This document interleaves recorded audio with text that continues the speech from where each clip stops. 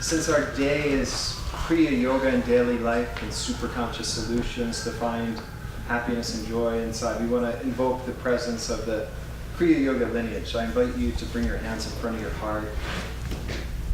Lift the gaze to the point between the eyebrows. And let's offer a prayer together. Heavenly Father, Heavenly Father, Divine Mother, Divine Mother, Friend, Beloved God, Friend, Beloved God, Great Masters of Kriya Yoga, Great Masters of Kriya Yoga, Jesus Christ, Jesus Christ, Babaji Krishna, Babaji Krishna, Lahiri Mahashaya, Lahiri Mahashaya, Swami Shri Yukteswar, Swami Shri Yukteswar, Paramahansa Yogananda, Paramahansa Yogananda, Saints of all religions, Saints of all religions, we humbly and lovingly bow before Thee. we humbly and lovingly bow before Thee. Help us this day Help us this day to open our hearts and minds to open our hearts and minds to Your divine love and bliss. to Your divine love and bliss. Make us Your ever pure channel, Make us Your ever pure channel, that we may share Your blessing, that we may share Your blessing, Your divine energy Your divine energy in this world. in this world. Om. Peace. Amen. So good morning again, everyone. I'm Narayan. It's my wife, Dharma Devi. It's our joy to share this experience today together. It's going to be just a fun festival of inner light and joy. We're going to start with Keshava is going to give us how to be a dynamo, and then Suryani is going to lead us some yoga, and that will flow into meditation, and then we'll have some classes and sharing, lunch, and then more sharing. In between the sessions we share, we're going to have George and Daniel and like mini kirtan happening as well. So we'll have times where we'll invite you to chant with us. So enjoy, and we look forward to sharing it with you. Keshavaji. Oh, we're starting with a chant.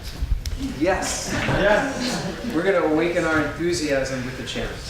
In fact, here, let's do just a quick wake-up call. Let's stand up together, awaken some enthusiasm. And we'll do the awake and readies for a moment. I am awake and ready. I am awake and ready. I am awake and ready. I am positive, energetic, enthusiastic. I am positive, energetic, enthusiastic. I am positive, energetic, enthusiastic. I am master of my body. I am master of myself. I am master of my body. I am master of my body. Master of myself. Rejoice my body cells. Rejoice my body cells. Awake. Rejoice my body cells. Awake. Rejoice my body. Be glad my brain be wise and strong. Be glad my brain be wise and strong. Be glad my brain be wise and strong. I'm massaging the scalp. Awake, my sleeping children, awake. Awake, my sleeping children, awake. Awake, my sleeping children, awake. And we're going to do a chant you can have a seat. We're going to do a chant called What is This Life? To open up for Keshava's session on how to be a dynamo of energy. So it's what is this life flowing through my veins? Can it be other than divine? In thy light, in thy love, in thy joy, I am one. I am one with the infinite Om. I am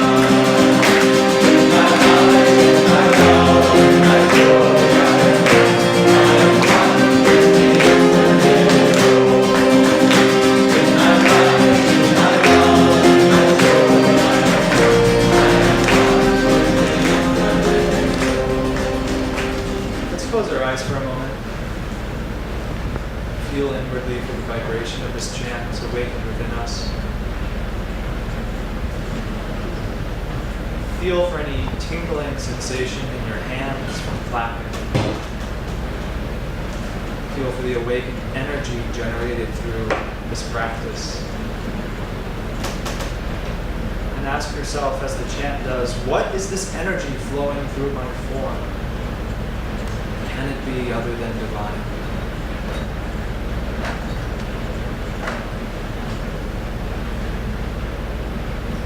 You can open your eyes and let's all stand together. So Yogananda gave a specific technique called the energization exercises that we're going to do in part today for the sole purpose of learning to recharge the body battery with willpower instantaneously and at will. Sounds pretty cool, right? Because the thing is, Yogananda and the science of yoga teaches that it's not food, it's not sleep, it's not water, it's not even oxygen that ultimately sustains life, but it's cosmic energy that even gives us the power to digest our food. When you digest food, you don't have to sit there and command your stomach to digest it, it just does. By what intelligence is it able to do so? It's by the cosmic intelligence that is given to you. So Yogananda gave the funny example that he said if someone dies, no matter how much food you put in their stomach, they're never going to be resurrected, are they?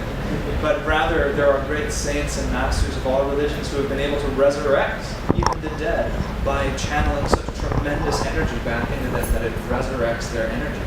And so these techniques are really given to us as a practical way to learn over time how to resurrect ourselves, how to resurrect our own energy from constantly being wasted outwardly, from constantly being caught in the idea that we are tired, that we are limited, but rather teaching us to reclaim our infinite potential as children of the infinite. So they're deceptively simple. They work through the agency of our willpower. And so the first and the only axiom that I'm going to share is what Yogananda coined as, he said, the greater the will, the greater the flow of energy. So if you're feeling low energy, you're feeling low willpower. If you can increase your willpower, you will increase the flow of energy in your body and in your consciousness, all of these things. So as a demonstration of willpower being infinite, I would like everyone to raise your arms, please, at about shoulder length. And now we're going to focus on the length of arm from the elbow to the fist. So close your eyes and take a mental assessment of this part of the body. Mentally feel the tissue, try and feel your muscles, try and feel your nerves if you can, your tendons. Try and feel how heavy your arms feel, how awake are you? It's a Sunday morning at 10:15. Does anybody have a little case of the sleepies? Maybe so. So on a scale of 1 to 10, rate yourself. How alive and powerful do your arms feel? 1 is you're about to die, 10 is you're a superhero and you're about to jump off the earth to the sun. So now go ahead and lower your arms and just keep that number in your head. Now go ahead and, so throughout this practice, do as I say, not as I do, because I'm not going to mirror you. So put your left hand in front of the body. Now, just gently. Now imagine that you're grabbing onto about a palm-sized rock, and I want you to make a fist and squeeze that rock, just with low tension. Just like giving it a little gentle good morning squeeze. Now let's slowly squeeze that rock to medium tension. Now really concentrate. So using willpower requires concentration, which is single-pointed awareness. So even look at your forearm and your fist. Concentrate on the feeling of tension in the fist. And now let's bring it up to high tension. So you ought to be white-knuckling right about now. You're really trying to break that rock. Now let's see if you can tense a little bit more. See if you can tense so much that you begin to vibrate. Your forearm and your fist begin to vibrate. See if you can concentrate and tense as high as you can now. Tense as high as you can. Really give it an earnest effort here. And now tense a little higher. Tense a little more. Crush that rock into splinters, into dust. A little higher, a little more. Tense, tense, tense. And now gradually relax to what you thought was high. And now very slowly relax to medium. That light tension again. And now completely release the fingers, opening the palm of the hand. Close your eyes and relax completely. And feel that left hand. Feel the fingers. Feel the flow of blood back into the tissues. Feel for any tingling sensations. Just relax and feel. And now, let's bring our arms back up in front of the body, close your eyes, and make a mental comparison. Which arm feels more powerful, more alive, more vibrant, stronger? Go ahead and raise that arm, whichever feels stronger. Good, you can open your eyes. So I like this demonstration because it's a room full of left hands. So we didn't eat, we didn't sleep, we didn't even sit here and huff and puff. All we did was tense with our willpower and our concentration. So through this practice of directing the willpower in the body, we can learn to have limitless energy, limitless power in anything that we do. So now let's apply that, and we'll try and distribute the energy evenly throughout the body. We don't have the time to do the whole energization exercises, but we'll do a few. So there's one other component that I'm going to teach, which is called a double breath. This helps to super oxygenate the body. So it's very simple. We're going to double inhale through the nose like this, and then we'll double exhale through the mouth. So let's try that together. Double in. Try and breathe into your belly. So try not to breathe up into the chest, but breathe diaphragmatically. One more time. Excellent. Now we're ready to go. Let's start with the brief prayer for energization. Praying with me if you feel to. O infinite spirit. O infinite spirit. Recharge my body. Recharge my body. With thy cosmic energy. With thy cosmic energy. Recharge my mind. Recharge my mind. With thy concentration. With thy concentration. And recharge my soul. And recharge my soul. And all souls. And all souls. With thy ever new joy. With thy ever new joy. O eternal spirit of youth. O eternal spirit of youth. Abide within me. Abide within me. Forever. Forever. And forever. And forever. Om. Peace. Amen. So now let's use our willpower, our God-given willpower. Let's bend the knees, placing the palms together in front of the body. And as we stand up, we'll tense the whole body, low, medium, and high. And then we'll relax down. So yeah, everyone stagger forward. So if you're in a row, one person step forward, one person take a step back so you don't knock into each other. Let's do that together. So tense up. Relaxing down. You can bend your arms if you need to so you don't clock anybody. Now we're going to try something a little more adventurous. We're going to tense and hold one body part at a time, gradually building the tension. We'll hold all the tension at the top, and then we'll relax one body part at a time. Okay, so I'll call them out. We'll move nice and slow. Just do your best and try and tense with willpower. So let's begin by exhaling twice. And now tense and hold. Left foot, right. Left calf, right. Left thigh, right. Left bottom, right. Lower abdomen, stomach. Left forearm, right.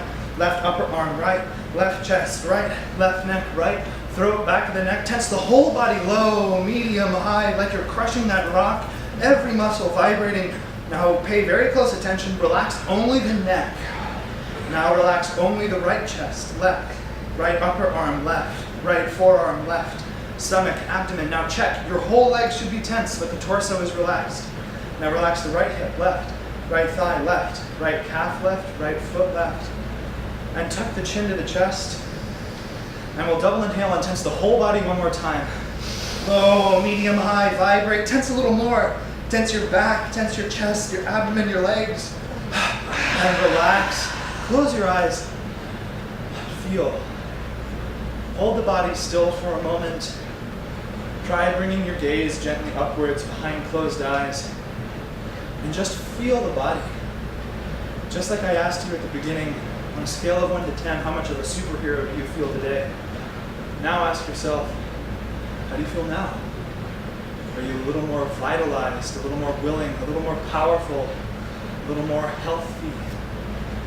The only thing you've done is awakened your own latent willpower, learning to control your own energy. Thank you, friends. If you're interested in learning the whole series of exercises, you can go online or come to any of our classes.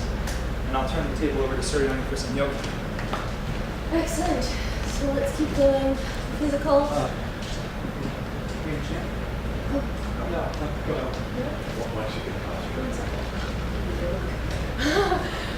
So Ananda Yoga, in Ananda Yoga, we have an affirmation that goes with each posture. I don't know if you've heard of a mudra. Usually you see like hand mudras, but they're just positions of the body that help to inspire a specific flow of energy. So a yoga posture is also a mudra. It's a full body mudra. So to key into and help become aware of what flow of energy we're trying to achieve, we have an affirmation that goes with it. So let's try it together. First, let's check in with our breathing. Breathing is really important. So Look down, make sure your feet are hip distance apart. If you want to find it's two fish, fit comfortably between your feet.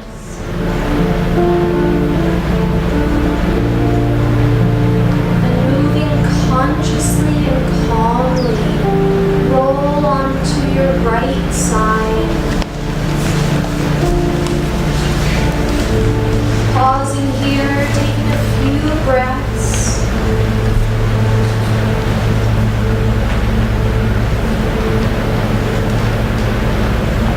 Actively drawing in fresh life force.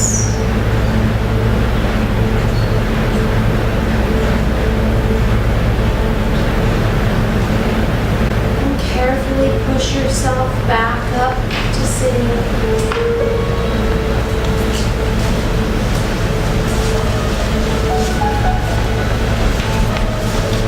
Bringing hands into prayer mudra, close the eyes. Take a moment to give your own prayer of gratitude for bringing yourself here today.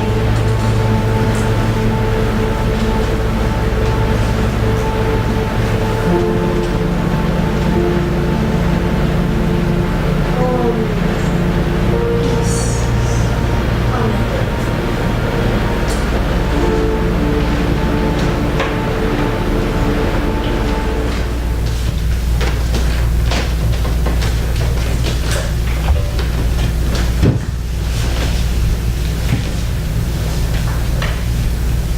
Your posture. You're sitting up nice and straight. If you're in a chair, try to have your back away from the back of the chair. Lifting through the crown of your head. Feel your vertebrae aligning, length through the spine, space. Feel in that space divine light radiating through your entire body, throughout your being, your energy body.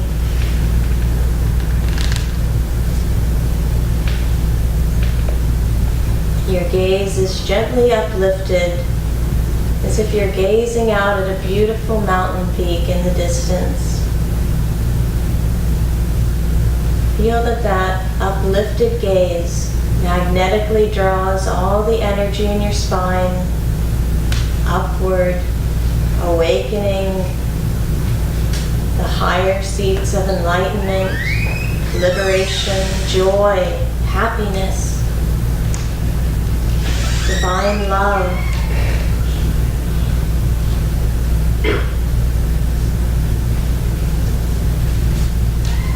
In this meditation, I'll offer a few of Yogananda's meditation techniques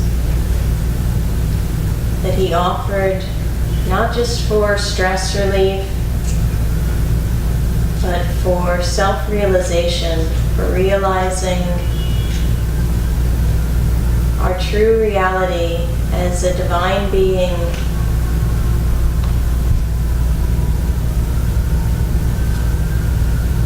The first of these techniques is to relax and calm the mind. We all have active minds and can find them difficult. Can find it difficult to relax our thoughts. So we practice regular breathing or even count breathing. It's very simple. We'll do it together. It's all in and out through the nose. So the count is even, whatever it may be. So if we inhale for a count of 5, we hold for a count of 5, and we exhale for a count of 5. I'll guide us through a few rounds of even count breathing. If the count is too long for you, you can do whatever works best for you, making it a smooth, even, relaxed breath. So exhale completely, and now inhale, hold, exhale. Inhale, Hold. Exhale. Inhale. Hold. Exhale. For 7, inhale. Hold. Exhale. Inhale. Hold. Exhale. And now on your own, increase the count if it's comfortable for you. But again, tune into your breath capacity, what is calming and relaxing for you. Remember to keep the inhale, hold, and exhale the same count, whatever it may be. As your body and your mind relax, you may feel your breath capacity expand. And you can move to a count of 10 or 12, whatever it may be.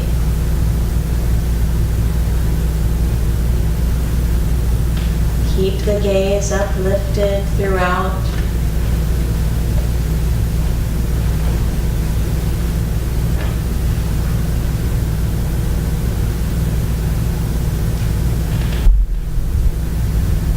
Practice one more round on your own.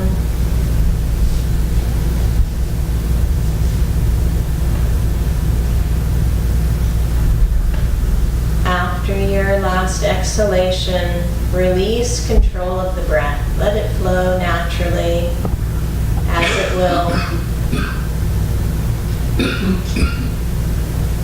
As you become an observer of your breath, since you're no longer controlling it, you're just observing the breath.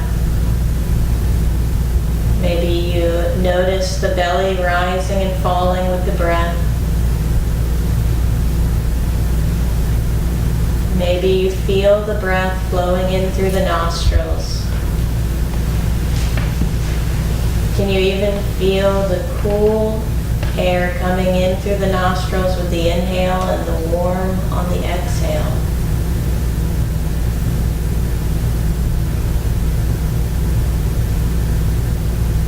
Become so deeply interested in the breath that everything else falls away.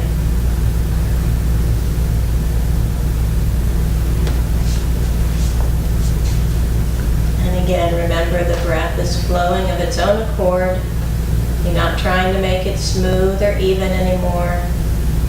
You're just letting it flow. In and out like the waves on the sea. You can't control them, but you can watch them.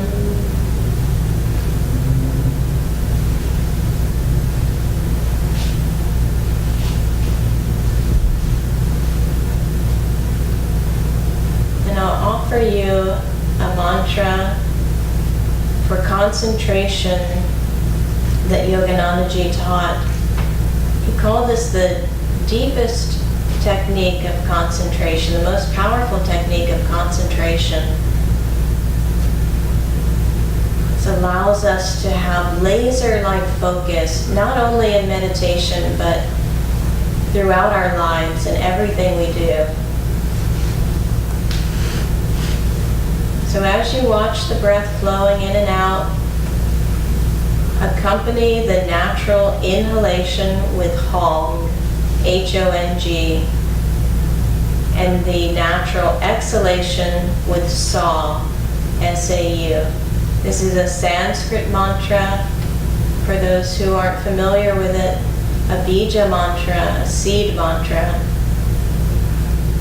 that we can translate as I am he, or I am she, I am spirit, I am peace. So again, on the natural inhalation, Hong, the natural exhalation, Sa.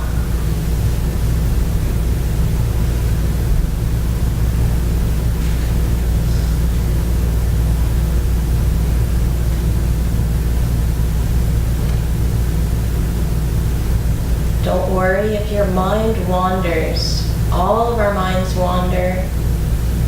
Just bring your mind back again and again, no matter how many times it wanders, to the practice, to the mantra, to the breath. Hong Sa.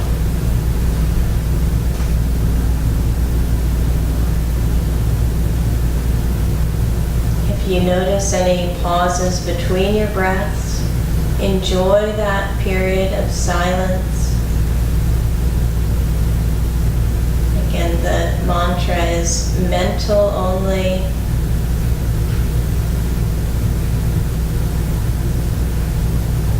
We'll practice Hong Sa together for about 5 minutes. Bring your hands gently together in prayer in front of the heart. And I'll offer Yogananda's healing prayer. You can repeat it after me if you feel to. Divine Mother, Thou art omnipresent. Thou art in all thy children. Manifest thy healing presence. In all bodies. In all minds. And in all souls. Rub the palms together vigorously.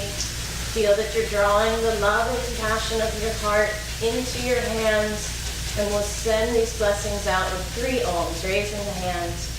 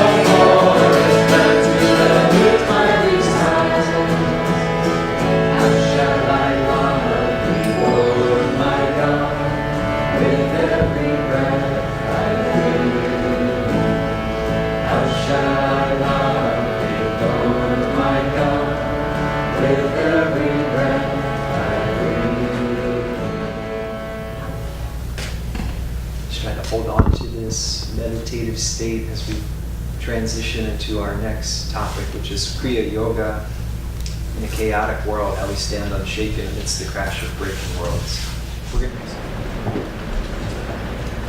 I had an amazing experience yesterday with Autobiography of a Yogi. I suspect a number of people have read this book. How many people know or have read Autobiography? So I was, actually it was on Friday, Dharma Devi and I did a longer meditation in the morning, and we were doing some healing prayers for a friend that's going through a particularly difficult time period. So the meditation was more of the intention for this friend, and then sending out positive energy and support to this friend. And so after this morning meditation vigil, if you will, we were going to run some errands. And we were starting our day. We were going to the post office, and I was walking out of the garage, and I saw a copy of Autobiography. And it was just sitting there. And it was an extra copy that somebody maybe had in their trunk, because we live in a friend's guest house. I think it was my friend's copy that she had sort of, you don't expect to see a copy of this in your garage. But I saw Yogananda's face. And do you know, have you ever had that experience where you hear a whisper in your head, maybe like the whisper of your conscience or the Divine Mother or an angel, however you want to think of it? And normally I'm deaf to those kind of whispers. But I think because we had had a longer meditation and we had this sort of intense prayer period, I was more open and receptive. And I heard this voice say, pick up that Autobiography of a Yogi. I want you to give it to someone when you go out on your errands. And normally I would be like, if you've read Autobiography of a Yogi, you know the story when Yogananda first saw Sri Yukteswar and he thought it was his guru, and then this doubting Thomas thought came in and said, dreamer, walk on. That's normally how I would respond. I would say, dreamer, walk on. But because I was more still and open, I listened to that thought. And I picked up the book, and we went to begin our day, went to the post office, and we had a bunch of packages to ship and scan in. And the woman said to Dharma Devi, well, go talk to Kathy, that woman over there at the post office, and she'll help you. So we go over to this woman, Kathy, and I see that she's writing what looked like a birthday card. And I said, hi, Kathy. They said you could help us scan our packages in. And who's the card for? And she said, oh, it's my daughter. It's her birthday. She's in the service. She's serving in Italy. And I said, oh, Daniela. Oh, it's where in Italy? And she told me, and so we sort of struck up this conversation.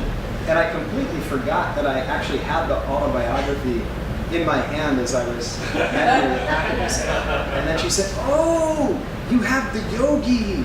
And she touched the book. And then I said, oh yes.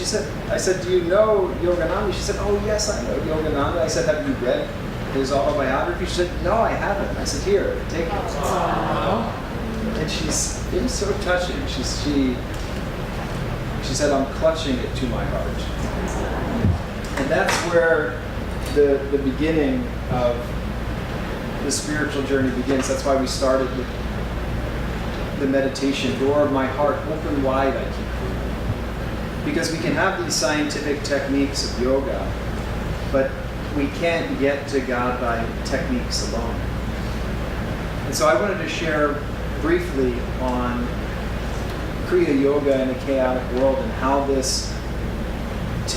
and why this technique in particular is so important right now. And there's sort of three strands I want to pick this up on. It's the right teacher, the right teaching, and the right technique. And the right teacher starts with that story of I'm clutching into my heart. Because the right teacher is that one that has realized that ultimate goal of all life. It is that teacher, it's what in India is known as the Sat Guru. Sat is Sanskrit for existence or truth. right? The Satguru is that one that has realized that, as Yogananda said, he's achieved self-realization. And even in the autobiography, in this book, he says the ultimate acid test of the master is if he can go into nirvikalpa samadhi and go into the breathless state at will. That there is an actual empirical test, if you will, of a master. So it starts with that right teacher, that one, not that he is, it's not how we think in Hollywood, right? That he has a big fan base or people are following his Instagram or how many friends on Facebook, right? It's not that kind of teacher that we're talking about. It's one that can share and bestow that spiritual magnetism. And that leads into that second point of the right teaching. That the right teaching, see, it emanates from that center of the Guru, of the Satguru. He is then, just like Krishna in the Gita, Padmaji will be sharing a little later on the Gita, Krishna talks to Arjuna in the Gita. And do you know that what the Bhagavad Gita means? The rough translation is the song of spirit. You see, that is the right teaching. It's only a true teaching, it's only a true religion if it teaches oneness with God. And that's why in particular Yogananda said he came to restore original Christianity and original yoga. Because original Christianity isn't what we have today, mostly in the Western world, right, which is churchianity. And true Christianity is you realizing the infinite Christ consciousness within your own self. That is yoga. It's the same truth that Krishna taught. So you have that right teacher, you have that right teaching, which teaches oneness with the divine. Yoga, that's what yoga means. We so think of, we're accustomed to yoga postures, but that's just the beginning, right? The getting the body still so we can go into deeper inner communion. So that right teaching is that inner communion with God, that ecstatic oneness with God. So right teaching, right teacher, right teaching, and then thirdly, the right technique. And you see, that's where all three of them sort of meld into one. It's like Yogananda said in his poem Samadhi, knowing, knower, known are one. It's such a, we can't understand these truths intellectually. That's why the teacher gives us that teaching, which is ultimately a way, a technique that we can practice so that we can, because what are we experiencing in the world today? Divisiveness, negativity, right? That's instilling fear and doubt and anger. And so what is our response to that going to be? Are we going to get caught up in that maelstrom? Or, as Yogananda said, are we going to use the magic wand of intuition deep? And that is that magic, the technique of Kriya Yoga, if it's practiced with reverence and devotion. Just this technique that Dharma Devi shared in our meditation is what Yogananda called Pong Saw. He actually called the baby Kriya Yoga. And I'd like to invite you all. Julie has got a Learn and Meditate class tomorrow night at 7 o'clock that's going through this first step on the path of Kriya. So you can connect with her afterwards on that. But the technique, it gives you that way of awakening. Because a real teacher, right, isn't going to give you just ego balm and just a pat on the back. A true teacher is going to say, you've got, wasn't that like one of those old songs? I was going to do a bad R&B imitation there. I am going to hold off. You've got the power. That's what I was trying to say. That's what the master is saying, is that you have the power. within you. That's what Keshav was doing. You just did that one exercise. I did that. I was like, my God, that's why Yogananda said, you have enough energy in 1 gram of flesh to light the city of Chicago for a week. We have all this latent energy, but it's canceled out by these thwarting cross currents. That's the way he described it. We have all these thwarting cross currents of ego. So once you get yourself in alignment, that's why we talk about posture, right, in yoga, and sitting upright. Because when we get ourselves in alignment, that energy can flow freely up to the point between the eyebrows. And this is the way of awakening through Kriya Yoga. So I'm not going to pause. Let me pause for any questions. Lisa. So, can you explain Hong Sa, what it means exactly, and how it ties into Kriya? Yeah, that's a great question. Well, Hong Sa is, as I mentioned in the meditation, it's a seed mantra. It's a Sanskrit mantra, but it roughly translates to I am, like the little self, he, or I am spirit, and the spirit is Sa. And so it's like we're offering up the little self into that great ocean of divine self. And it's self-realization with the big S. So we're realizing our true self. And the Hong Sa technique is so powerful for concentration. We need concentration. Just like we practiced energization, we practiced the yoga postures before we sat to meditate, because we're preparing ourselves, we're charging ourselves with energy. Because meditation, I don't know about you, but when I first started practicing meditation, I thought it was listening to relaxation music and drifting off to sleep. That's what I thought meditation was. I mean, this was a while ago, so maybe everybody has a firmer grasp on what true meditation is now, but it's very dynamic. Our practice of meditation, if it's drifting off with thoughts or it's daydreaming, it's not true meditation, because meditation is meant to open us to a higher reality.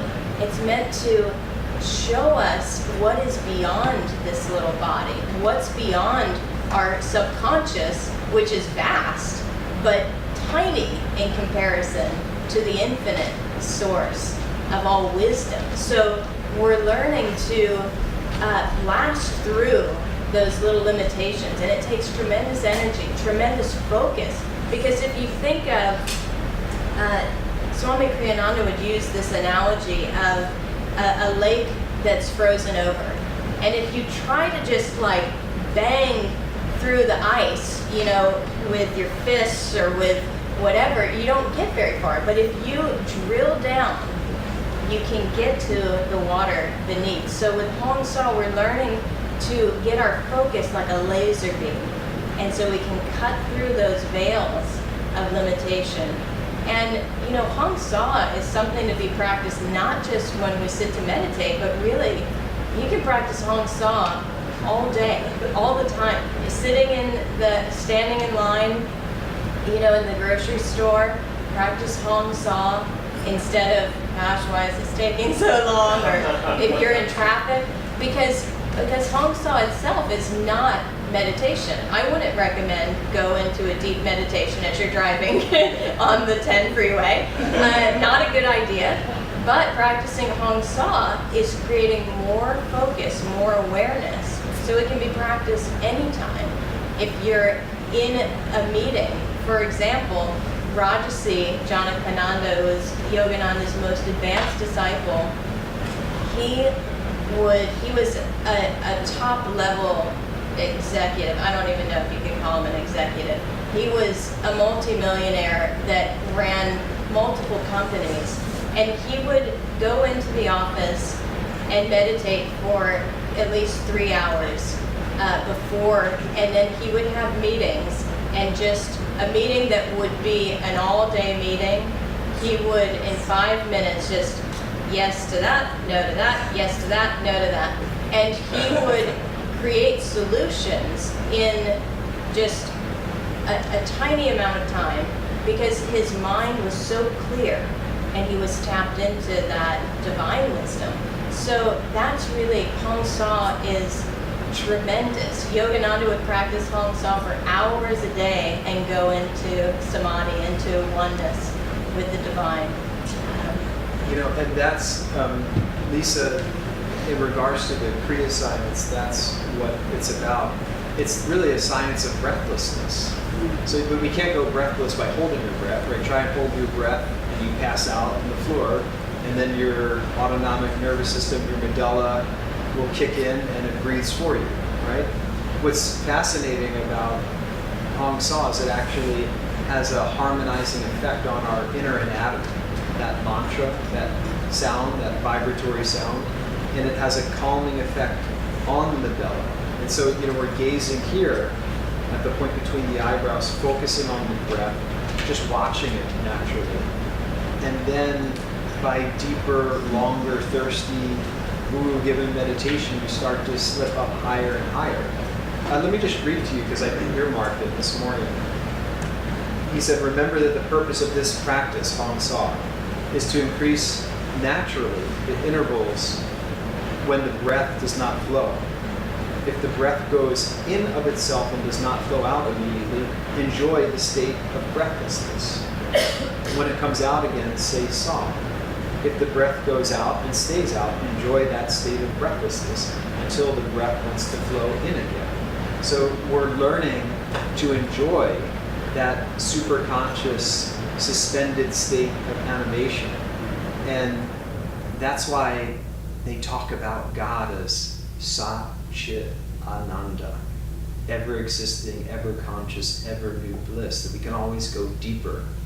And so the whole path of Kriya, the way that we share it through Ananda, there are these 4 foundational techniques. Like there's, in India, they talk about the 4 legs of Dharma.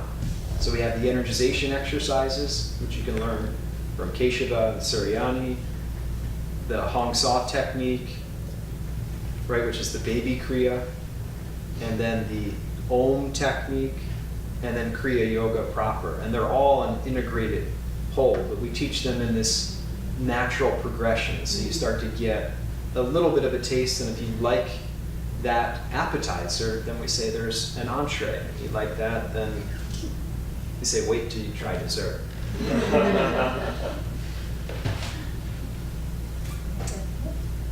Thank you, dear friends. Thank you.